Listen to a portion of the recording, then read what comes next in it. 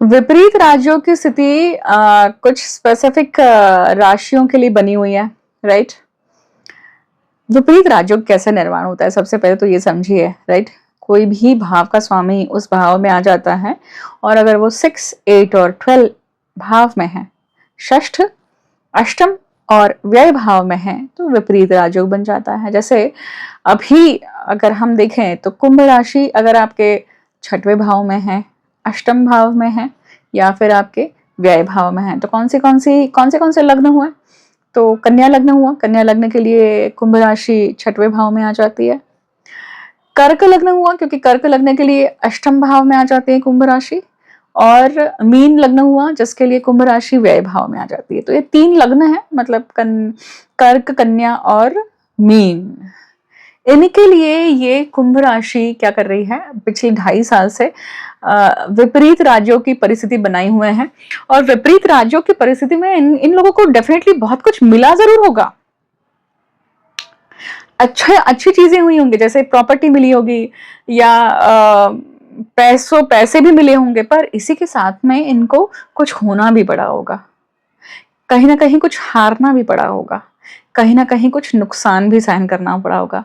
जैसे हम अगर कन्या लग्न की बात करें तो वो कैसे काम करता है कि देखिए, कन्या लग्न के लिए ये कुछ हारना है, मतलब यहाँ पे कोई किसी के साथ में अगर आप कंपीट कर रहे हैं, कोई आपके कलीग हैं, आपका प्रमोशन ड्यू है, मैं एग्जांपल ले रही हूँ, और वो चीज़ नहीं हुई है, राइट? तो सामने वाला इंसान को वो प्रमोट हो जाता है, या उसको चीज़ मिल जाती है, आपको नहीं मिलती है, बट आपको कुछ और मिल जाता है, कुछ ऐसा मिल जाता है which is much more better than that. अष्टम भाव में अगर वो कुंभ राशि है, तो वो विपरीत राजयोग कैसे काम कर रहा है?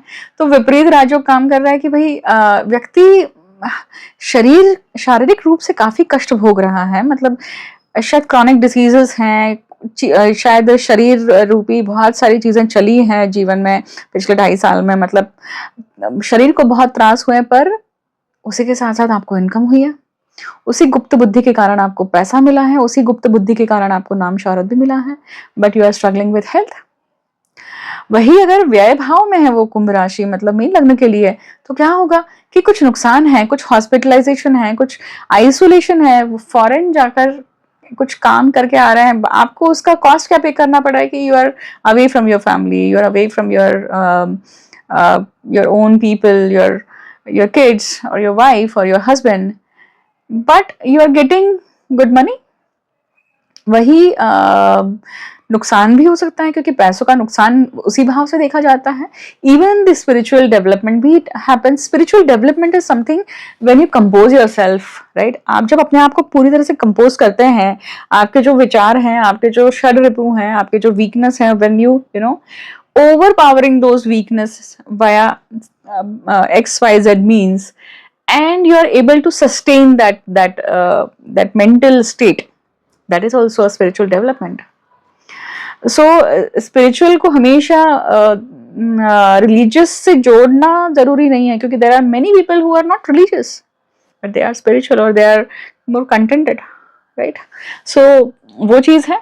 तो व्यय भाव में you understand the bifurcation or the detailing of these subjects, or understanding the more higher sciences, more higher definitions of life. So this kind of ये भी एक विपरीत राजयोग का फायदा होता है, राइट? नाउ कुंभ राशि जो है वो काम त्रिकोण में पड़ने वाली राशि होती है। देखिए, तो कर्म करके ही वो चीज प्राप्त हुई है, कर्म करने के बाद में ही, उस चीज के थ्रू जाने के बाद में ही आपको वो चीज समझ में आई है। That's what the gist of Rajyoga, विपरीत Rajyoga, which is formed because of Saturn in Aquarius sign। ठीक है?